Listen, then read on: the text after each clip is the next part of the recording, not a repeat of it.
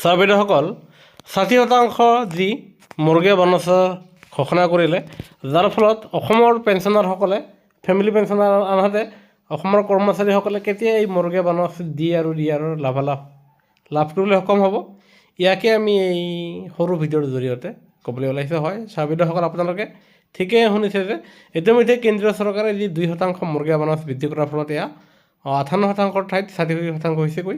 আৰু তেনে ক্ষেত্ৰত এয়া জানুৱাৰী মাহৰ পৰা পোৱাকৈ কাৰ্যকৰী হ'ব। তেনে ক্ষেত্ৰত কেন্দ্ৰীয় চৰকাৰৰ অধীনৰ কৰ্মচাৰীসকলে চলিত এপ্ৰিল মাহতে লাভ কৰিব, আনহাতে তেওঁলোকে 3 মাহৰ এৰিয়া লাভ কৰিব।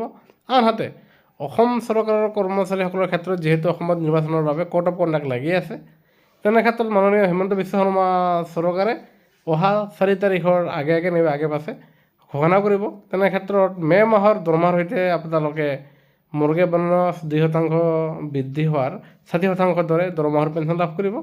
আনহাতে আপোনালোকে জানুৱাৰী, ফেব্ৰুৱাৰী, মাৰ্চ আৰু এপ্ৰিল এই 4 মাহৰ 4টা কিস্তিত এৰিয়াৰ আপোনালোকে পাবলৈ সক্ষম হ'ব। সেয়েহে আপোনালোকৰ প্ৰতিটো শেহতীয়া খবৰৰ বাবে আমাৰ চেনেলটো ছাবস্ক্ৰাইব কৰিবলৈ নাপাহৰিব। ধন্যবাদ।